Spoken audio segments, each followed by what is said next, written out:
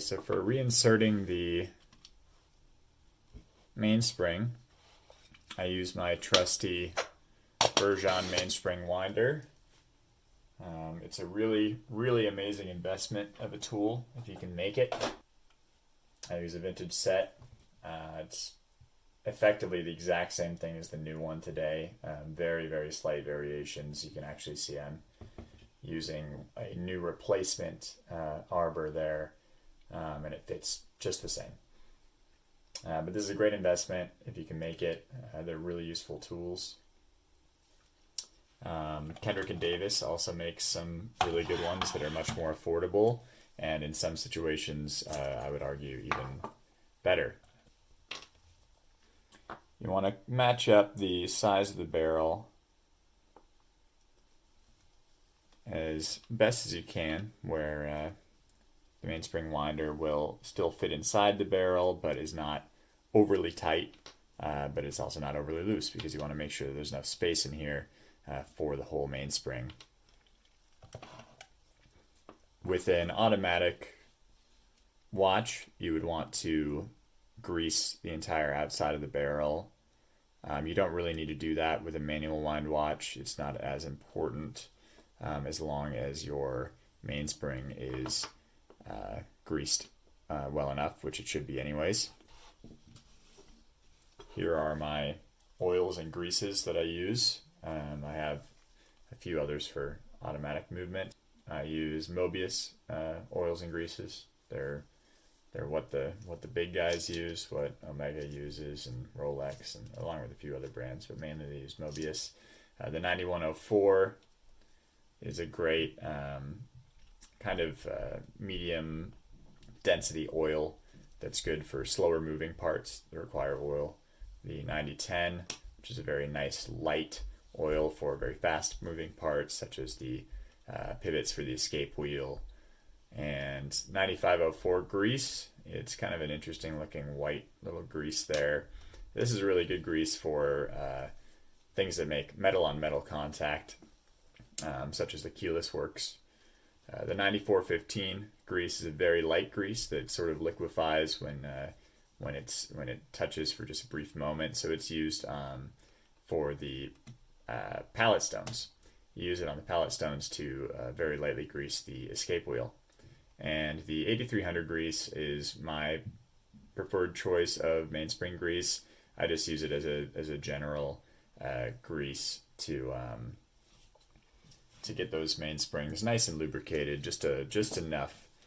You really don't need a ton, but you want some lubrication in there. So what I'm doing is I'm pinching a little bit between my fingers, and I am sliding it evenly as possible over the mainspring, and trying to cover all of the surfaces the best I can.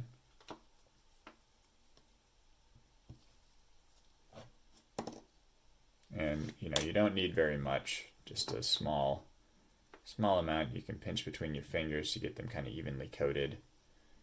And you just slide them along the mainspring. Make sure to get the end. And now that should be greased plenty. You want to double check the angle that your mainspring is going to go back in. And we noticed earlier that it goes goes clockwise in the barrel. So now again, what we mentioned about brass tweezers for mainsprings still holds true. It's best to use brass because it won't scratch the steel mainspring.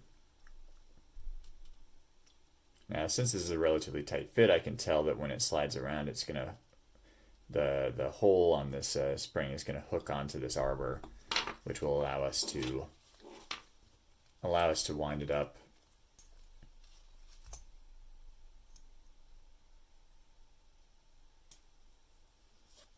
Now we just gradually and safely wind up the spring. Once it reaches the end there, you can have that little lip stick out just a little bit. You want to unwind it a bit so there's no more tension, and keep going just a little bit. You can feel that hole on the mainspring I was talking about releasing from the hook of this arbor.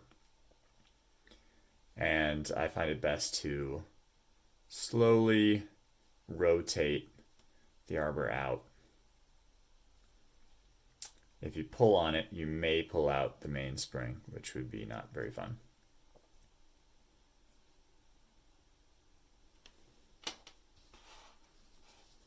Now you want to line up the hook on the mainspring a little bit ahead of the cutout in the barrel.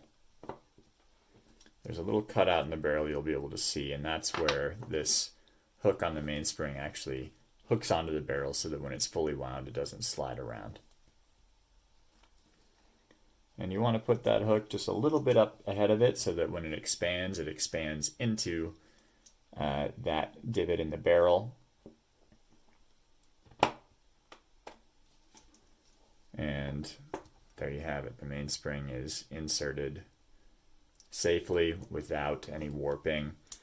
Doing it by hand will work, but you will very likely warp the mainspring just a little bit. If you're doing it for a personal project at home, I'd say, go for it. The mainspring and winders are a pretty big investment. And if you don't have one and you're just trying to do this for yourself, you're trying to do it for fun, then I think you could get away with hand winding in your springs. Just realize that they may break at some point. However, for anybody doing it at a professional level, hand winding is not recommended.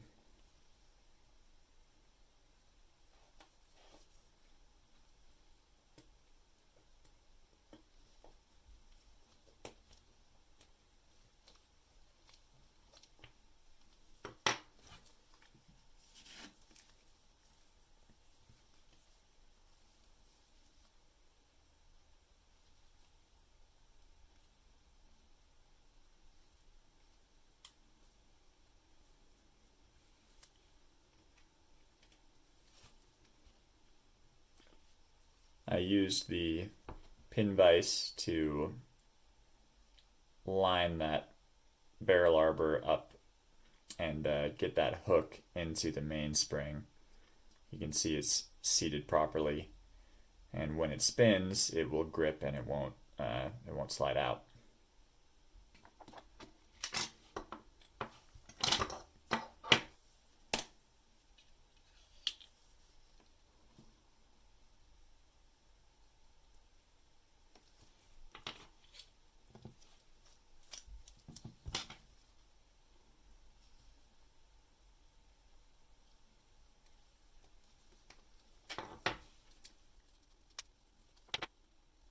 After snapping back in the top of the barrel, you can see that it's flush and properly inserted, and now the mainspring and barrel are ready to be put into the watch.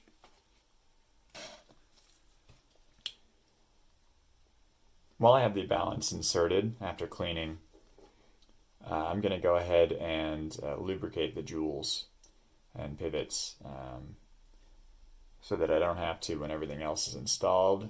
Just for safety reasons. You can do it either way.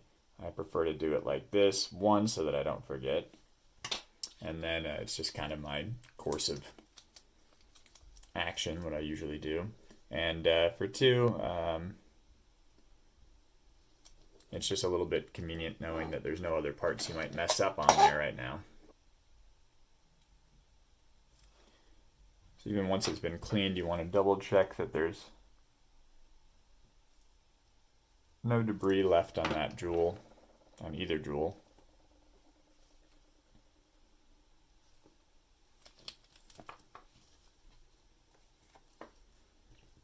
For end cap jewels, I use a small oiler with a flat tip. I find it to work really nicely to get just the right amount on there.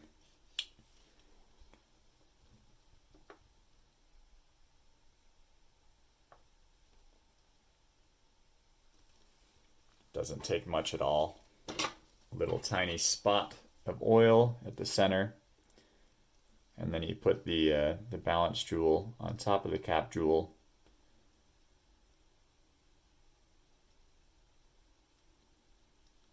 The capillary action will hold that cap jewel in place.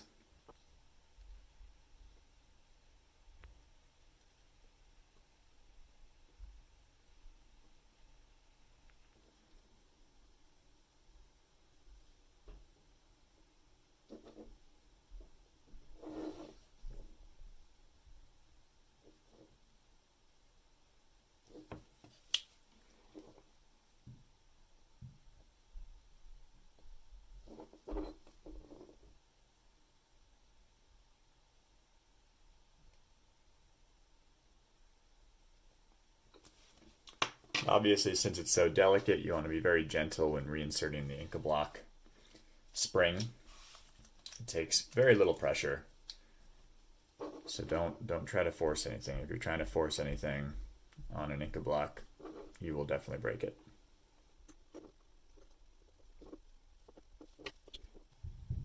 To remove that spring, or to lift the spring, you're going to press a little bit on either side so that it unhooks.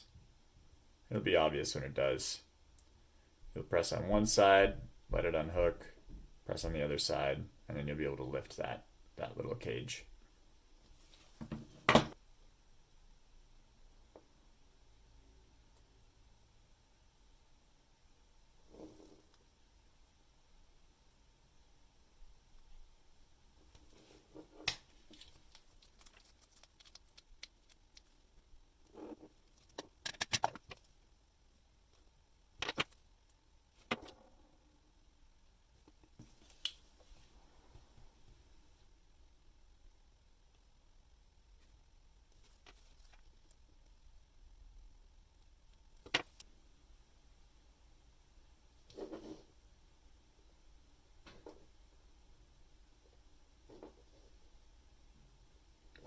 I like to get a little bit of movement in the balance. You can see me rotating it like that when I'm putting back in the jewel.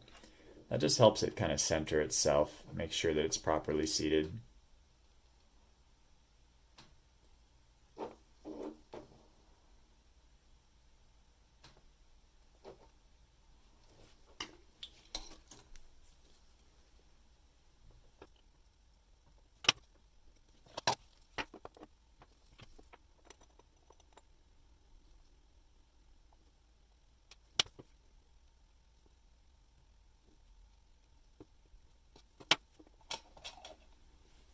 We're going to reassemble the movement. I like to put a very small amount of that light grease 9504 on the bottom little pivot of the barrel arbor, just to help with friction.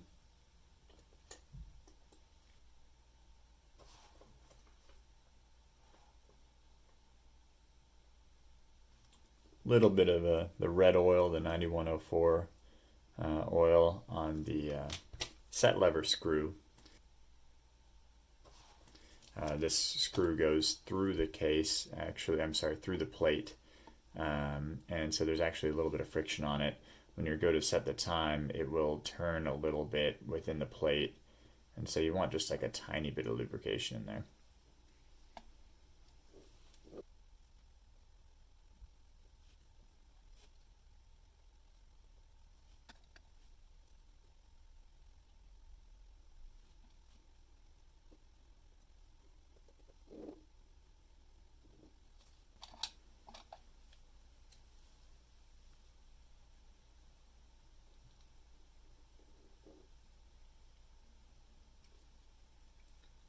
Getting the train bridge back on can be pretty tricky. It's important to just be patient with it and gentle. You don't want to bend a pivot. So you want to just be gentle, very slow and deliberate with your movements.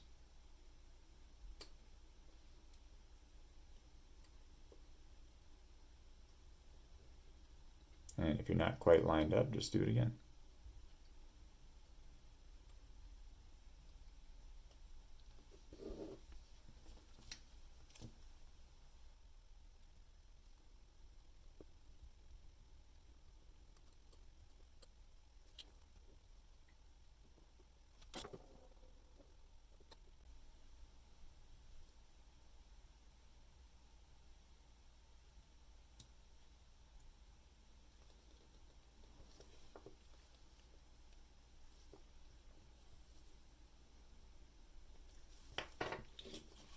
Sometimes you get a great drop and they go on really easily. Sometimes it takes quite a while. If it takes quite a while, that's not really a problem. It's better than trying to rush it.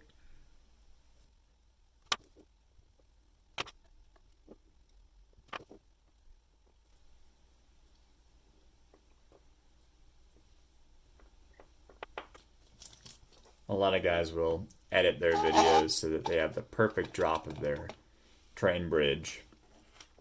I see you. I see you. No, I'm not going to do that. I want this video to feel real. And please comment. Give me any kind of notes you got. I'm learning. We're learning together. So if you see something that you think needs improvement, if there's any kind of comment you've got, any kind of concern you've got, if you think I'm doing something wrong, let me know. I'm learning too.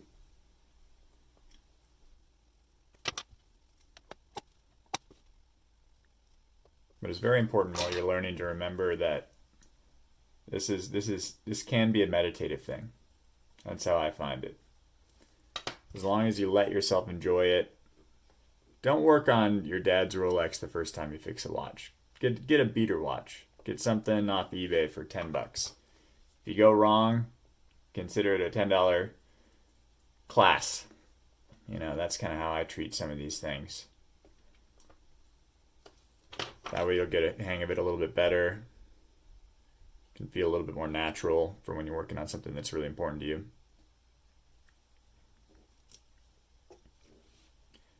Okay, the train bridge is assembled. There's still this little cap jewel for the escape wheel. And go ahead and oil that up. Very similar to the way you oil up the cap jewel for the balance.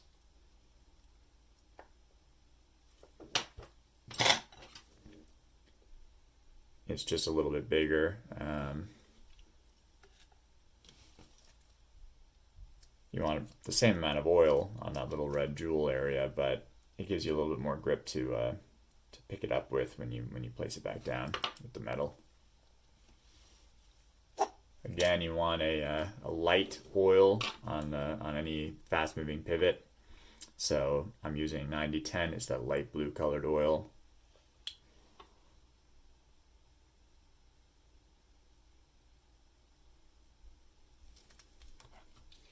Just a small amount, barely enough to, you don't even want to fully cover that red jewel. You want it probably 3/4 of the way full. And then when you place it down, make sure you keep that jewel over the cap jewel over the other jewel. And very slowly release it so that it's not sliding around or spreading out that oil anywhere else it's not supposed to go.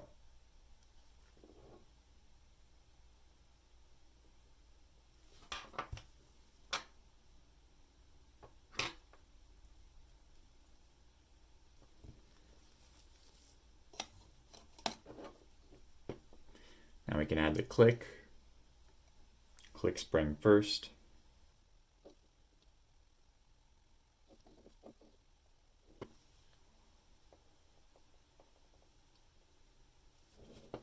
It's very helpful to take photos as you disassemble it so that you can reference them in the future, because sometimes the orientation of certain things is not as intuitive as it may seem.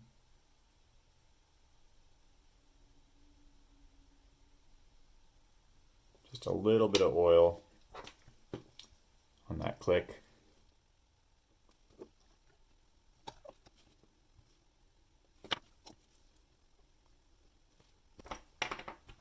Now we want a little bit of 9104, the red oil, to go between the mainspring arbor and the plate.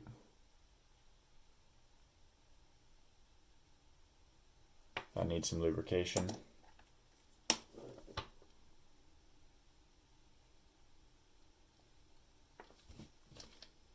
And I'm also going to do some oil. There's a spot you can see has been rubbing here. So I'm going to do a little extra oil there, just a little tiny bit.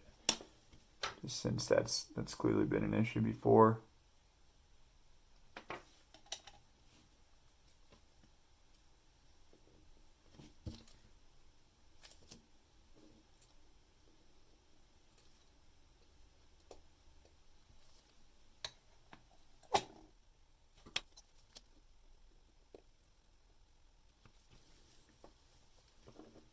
Pegwood is really useful for holding parts while you screw them, especially the ratchet wheel, so it doesn't spin and spin those gears out.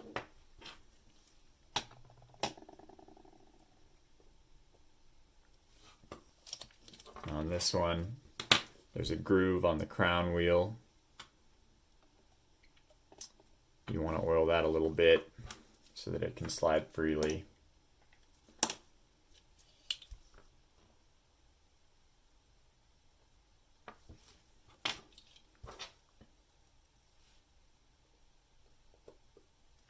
And this one is, again, it's very important, reverse threaded.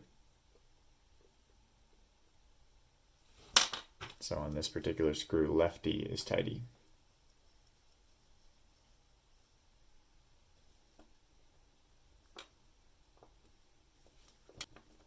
Now it's time to do the keyless works along with the cannon pinion.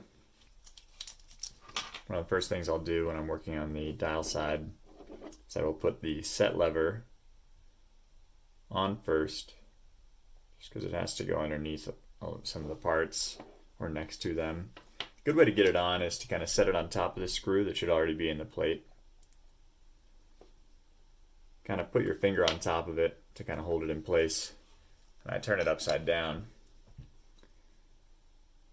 And I tighten the screw with my finger still on it.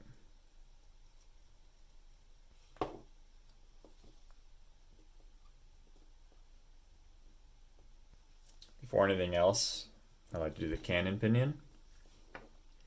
You want to oil the pivot with 9104, the red oil.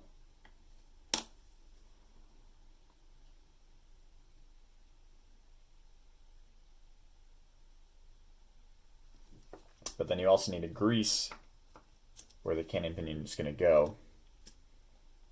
Since it's friction fit, if you don't grease it, you're going to wear it out very quickly.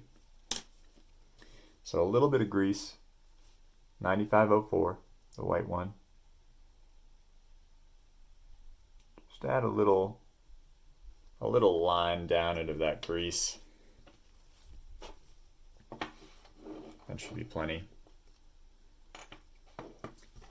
Before putting the cannon pinion on, it's a good practice to set the movement, assuming that it's the right layout for this, but set the movement on your block just so that there's some support behind it. Otherwise, you could theoretically bend the bridge or crack a jewel, which would not be ideal.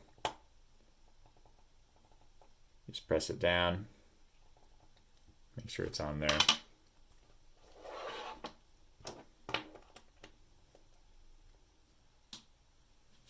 I'm going to oil the third wheel because its jewel goes underneath some parts.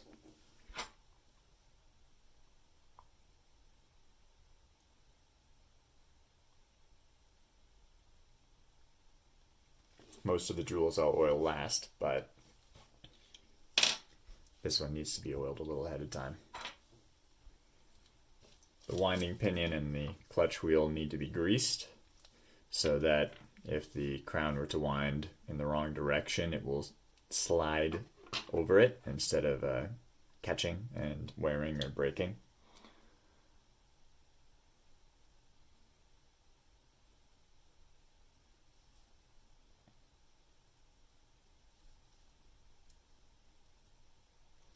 So if you add some 9504 grease to either one of them, but make sure that it's plenty to cover all the teeth, that should be satisfactory.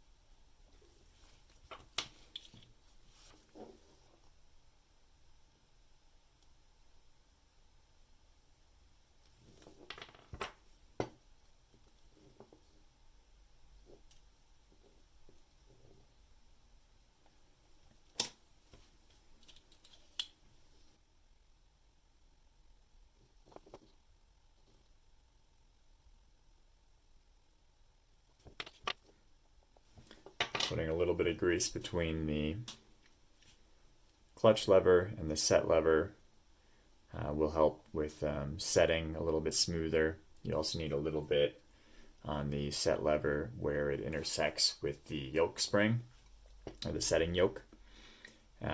Again, this is to help make it smoother so that the parts don't get locked up on each other. It will also prevent breakage. The yoke spring is quite delicate, generally speaking.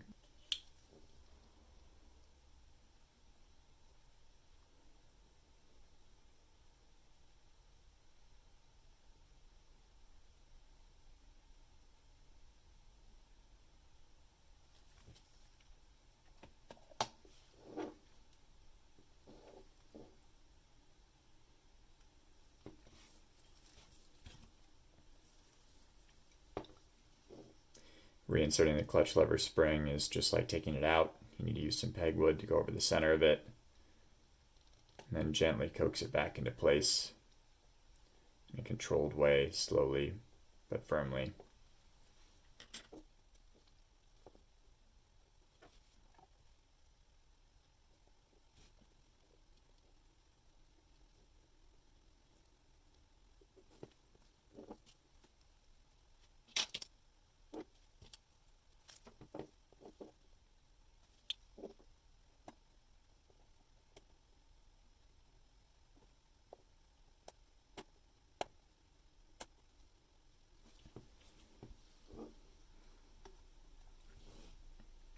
A good rule of thumb when you're looking for the correct screws is typically on the dial side, the screws will be brushed instead of shiny. And that's often a good way to differentiate which side of the watch those screws will go on. It's not always the case, but it's a good start.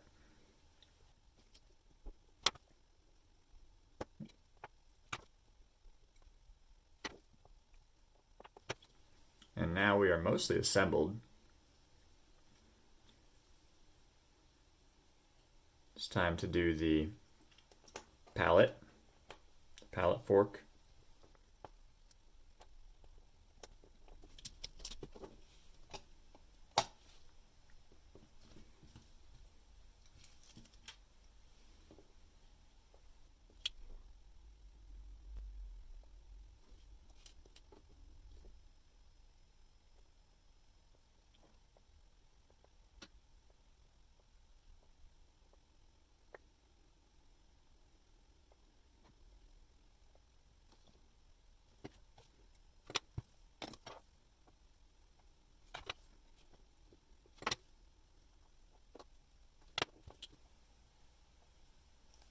It's important to also grease the stem. You want to get just a very light amount of grease on any surface that's making friction, like that little groove there, or in the center here, or on these parts here. You want to make sure to get just a little grease so that it slides in nice and smoothly, and that the other parts, like the clutch wheel, can move properly along it.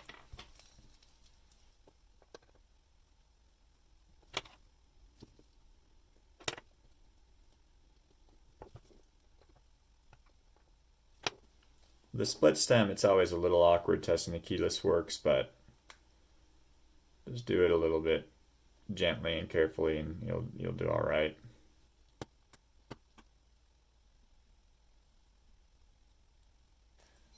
To wind the watch with a split stem, normally obviously you could just use the crown.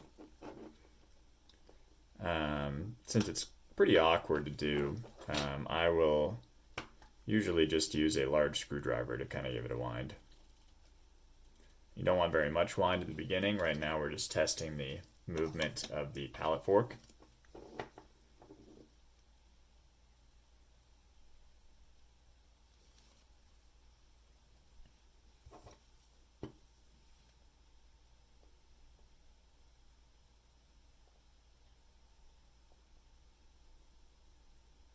As you can see, a light tap on either side of the pallet fork will get it to jump to the other side.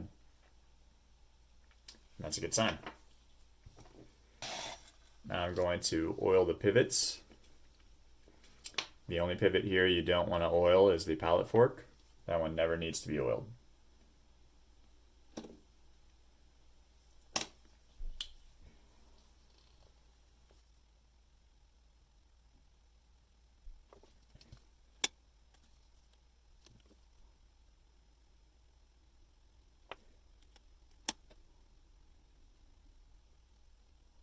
The center wheel and third wheel get the 9104 oil. The fourth wheel and the escape wheel get the 9010. That's the light blue. A little bit heavier oil because these gears move slower. A little bit lighter because they move faster. If you ever get confused, you can just look at the train running, and it'll be pretty obvious which ones spin faster than the others.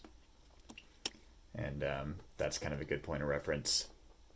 Now it's time to grease the stones of the pallet fork, just the stones. It's important not to grease the pivots of the pallet fork, but you want to use a very light grease. There's a specific grease called 9415. It's a very light grease that almost liquefies when it makes contact with the escape wheel. That's ideal for this purpose. You could also use 9010. You just have to be really careful with oil. It tends to migrate a little faster. So if you don't have access to the 9415, if it's a little bit too out of your budget, I would suggest using 9010. I wish I could show you on video. It's really requires like a microscope to see. So there are different books that say different things. The way that I like to grease my pallet stones is to I grease the exit stone. I then progress the escape wheel 5 teeth, add another dot, progress it 5 teeth again, and then add a last dot. And that should give you an even coating over the 15 teeth of the escape wheel.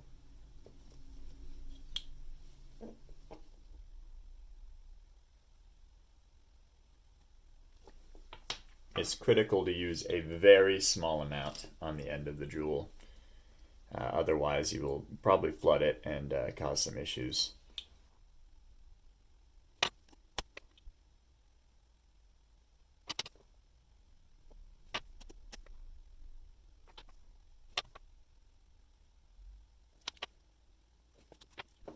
Now we should be ready to put the balance on. And we'll see kind of where we're at. I'm expecting a high beat error based on the initial tests I did before cleaning, that is.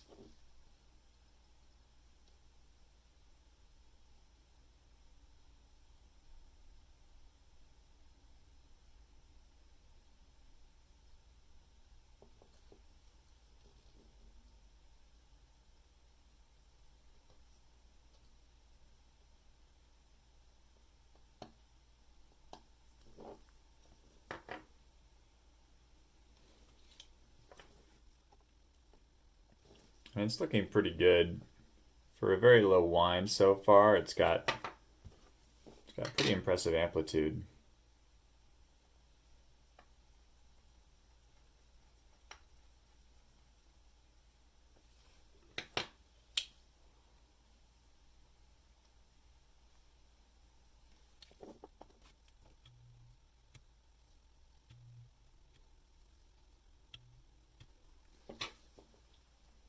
So I'm going to line this up a bit more now and test the amplitude and the beat error.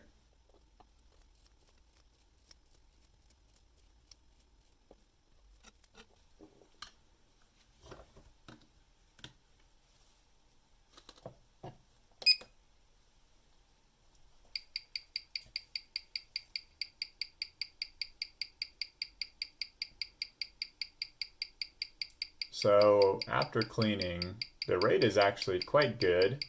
Amplitude is very good, but the beat error is still too high.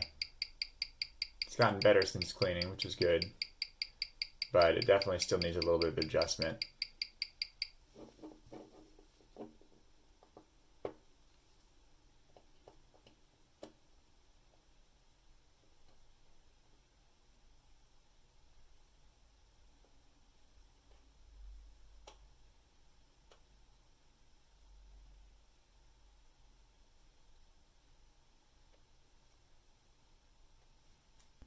On an older watch like this, it's much more difficult to adjust the beat error. You can adjust the rate quite easily, but the beat error is tricky. You have to adjust the collet manually. On newer watches, it's not nearly as difficult because they typically have especially like ETA movements, they have an extra lever where the hairspring pin sits in the bridge, and that lever is adjustable, which will adjust the position that the roller jewel is interacting with the pallet fork. So it's a little bit difficult to capture on film, but you need to look at the direction that the pallet is pointing. The fork needs to be facing directly centered on the balance jewel. This is so that the tick and the tock, the forward and the back swing of the balance swings the same amount, and therefore will keep better time at different positions. You can see here that the pallet, it's a little tough to tell, but the pallet is actually angled a little bit too far to the right. So that's where that beat error of 2.6 is coming from. On a watch like this, when it's manually adjusted, it's obviously best to get it down to 0 if possible. But at least from what I've read, generally anything 1.0 and under won't have a massive effect, especially on a mid-level watch like this, but we'll try to get it as close to 0 as we can.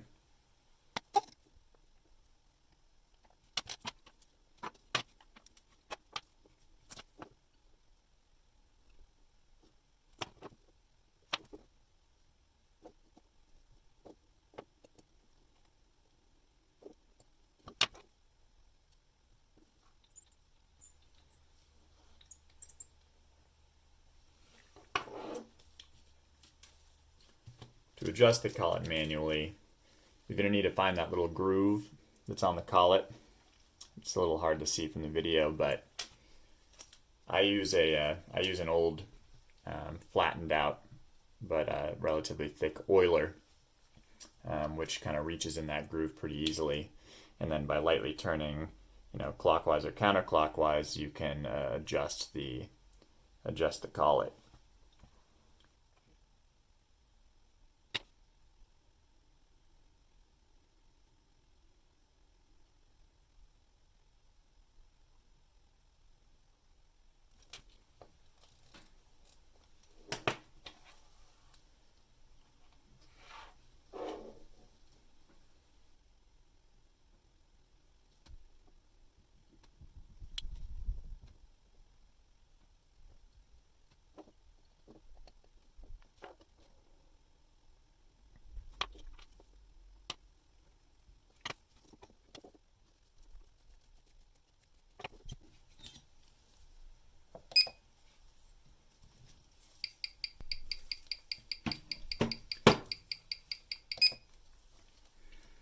So after a little adjustment, we have a massive improvement. We're down kind of between 0.3 and 0.4.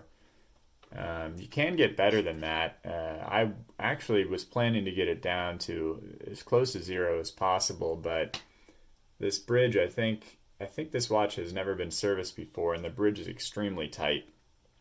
And to get it down to 0 would require it to go on and off again quite a lot. And I don't think it's quite worth the risk of fussing with the hairspring that much for a difference that really won't be that visible. So I'm pretty happy with that adjustment, and 0.3 is very good, especially for a watch that's 70 years old.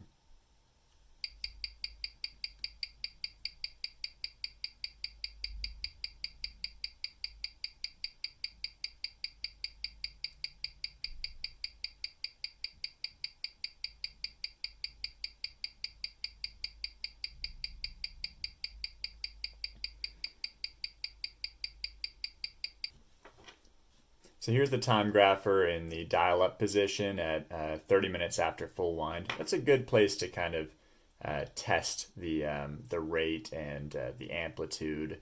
That's generally a good spot to base the health of your movement off of. So I'm really happy with how this service went. Obviously, it'd be nice to get it down to a perfect 0 for the beat error, but I feel like it's just not quite worth the risk. Just because it's such a tight bridge, getting it off of there is really fussy. And at 0.4, you're really going to have very little variation in quality and reliability, especially for a watch. I mean, this is 70 plus years old, and it's running really well, really well. So I think that's something to keep in mind for yourself too when you're working on a watch. Just remember that, do it for what you need. Do you need your watch to keep time within 2 seconds a day? If so, vintage might not be for you.